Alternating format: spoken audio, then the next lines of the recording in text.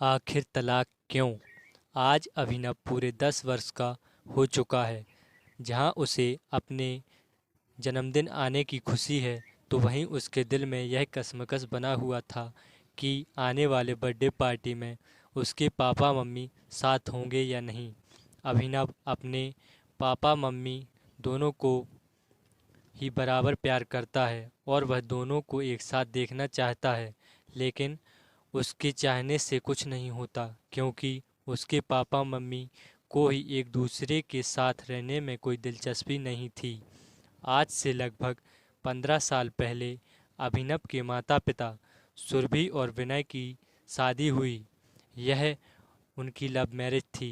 दोनों के ही घर वालों ने हामी नहीं भरी थी। उसके बावजूद भी वे एक दूसरे के साथ जीवन बिताने के लिए भरपूर कोशिश कर रहे थे। दोनों की ही जाति अलग अलग थी, लेकिन उसके बावजूद उन दोनों ने इस बात की परवाह नहीं की और हमेशा एक दूसरे का साथ दिया। जब घर वालों ने देखा कि दोनों के बीच में सच्चा प्यार है, तो उन्होंने खुशी खुशी सुरभि और विनय की शादी करवा दी थी। दोनों एक साथ जीवन बिता रहे थे और लगभग 5 साल बाद उनके जीवन में अभिनव ने प्रवेश किया। शुरू में तो सब कुछ बिल्कुल ठीक था, लेकिन धीरे धीरे स्थितियां बदलने लगी थीं। जिसका जिम्मेदार कौन है, यह कोई भी समझने को तैयार नहीं था। विनय अपने परिवार को खुश रखना चाहता था और ज़्यादा पैसा कमाने की सोच कर वह अपने ही परिवार से दूर होता जा रहा था और ज़्यादा समय ऑफिस में ही बिताता और कहीं ना कहीं खुद को काम में लीन कर चुका था। घर में रहकर सुरभि पूरा दिन काम करती और यहाँ तक कि अभिनव को भी संभालती। शुरू शुरू में अभिनव को संभालने के लिए उसने एक मेड रखी थी, लेकिन बाद में उस मेड के काम सही नहीं करने की वजह से उसे भी निकाल दिया गया। धीरे धीरे सुरभि के मन में भी चिड़चिड़ाहट होने लगी थी और वह विनय से इस बात को लेकर बहस करने लगी थी। बात धीरे धीरे बढ़कर यहाँ तक पहुँच गई थी कि अब विनय अपने घर में रहना पसंद नहीं करता था और कई बार अपने बेटे से भी मिलने नहीं आता था। सुरभि को यह दर्द अंदर ही अंदर खाए जा रहा था कि वह अभिनव को अकेले कैसे संभाल पाएगी, क्योंकि उसने देख लिया था कि अभिनव अब उसकी तरफ दिलचस्पी नहीं ले रहा था। थोड़े ही दिनों में अभिनव का जन्मदिन आने वाला था और वह पूरे 10 साल का होने वाला था, लेकिन किसी के मन में भी कोई खास खुशी नहीं थी। सुरभि ने अपने काम को जारी रखा और अपने बेटे के लिए एक शानदार पार्टी का आयोजन बेहतरीन रेस्टोरेंट में किया, जहां पर उसने अपने परिवार वालों के साथ विनय को भी बुलाया था। जैसे ही विनय उस हॉल के अंदर आया, तो अभिनव जाकर उसे गले लगा लेता है, क्योंकि आज वह अपने पिता को बहुत याद कर रहा था। अभिनव लगभग रोते हुए कहता है, पापा, अच्छा हुआ आप आ गए। आज स्कूल में सब मुझे चिढ़ा रहे थे, यह बोलकर कि आप मेरे बर्थडे में नहीं आएंगे क्योंकि आपको मेरी मम्मी के साथ नहीं रहना है। यह सब सुनते हुए सुरभि अभिनव को अपने पास ले लेती है, लेकिन अभिनव अपने पापा के पास से नहीं जाना चाहता है। अब वह अपने पापा के साथ ही केक कटिंग करता है और अपने दोस्तों से भी मिलवाता है। यह देखकर विनय को बहुत अच्छा लगता है, लेकिन जैसे ही वह सुरभि की ओर देखता है तो सुरभि मानो उसे बुरी तरह से इग्नोर कर देती है। इसी तरह से अभिनव की बर्थडे पार्टी खत्म हो जाती है, लेकिन उसके पापा मम्मी के बीच में दूरियां बढ़ती जा रही थीं। घर में सभी लोग भी इस तैयारी में लगे हुए थे कि कहीं न कहीं उस बच्चे की वजह से दोनों एक हो जाएं, लेकिन ऐसा हो नहीं पा रहा था और एक दिन अचानक विनय उनके घर आकर तलाक के पेपर दे जाता है, जिसे देखकर सुरभि अचानक रोने लगती है और अभिनव को कुछ समझ नहीं आता है।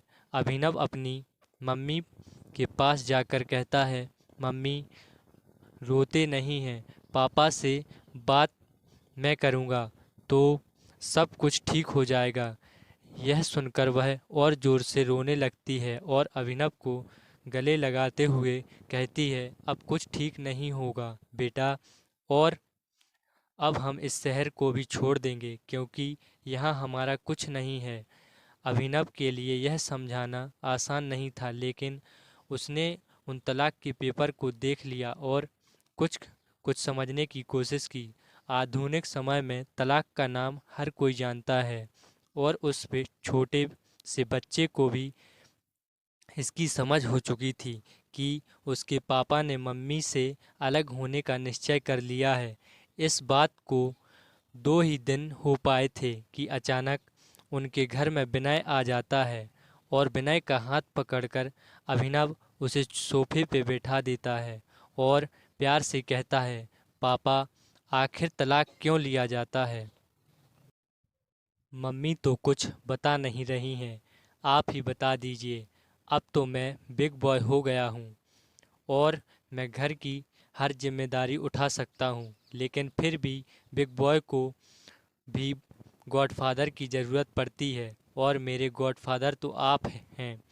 मैंने कहीं पढ़ा है कि जब तक बच्चे के सिर पर माता पिता का हाथ नहीं होता तब तक वह सफलता प्राप्त नहीं करता, और मैं अपने जीवन में सफल होना चाहता हूँ और आप लोगों का नाम रोशन करना चाहता हूँ। ऐसे में अगर आप हमसे अलग हो जाएं और हम दूसरे शहर में चले जाएं तो मैं सफल नहीं हो पाऊँगा।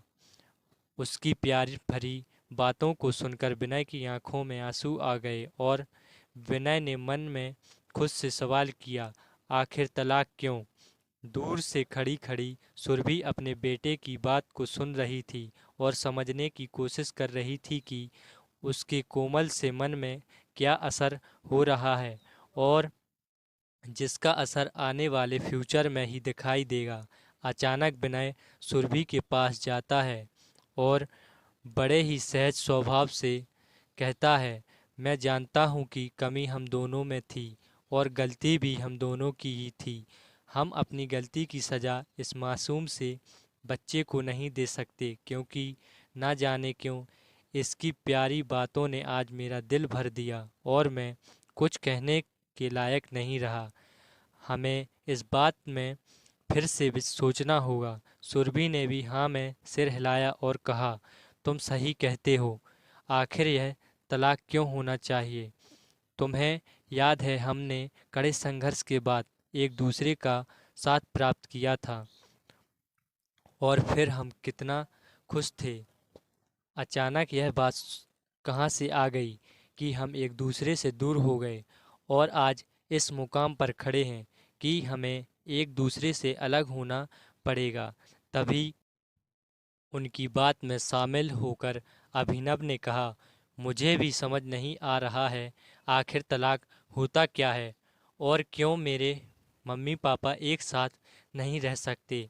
अब दोनों पति पत्नी उस मासूम से बच्चे के सवाल का जवाब नहीं दे पाए और फैसला लेते हैं कि अपनी ज़िंदगी को उस बच्चे के लिए एक साथ बिताएंगे। जब दोनों एक साथ रहने लगे तो उन्होंने यह महसूस किया कि गलती चाहे किसी की भी हो, लेकिन उसमें भागीदार दोनों ही थे।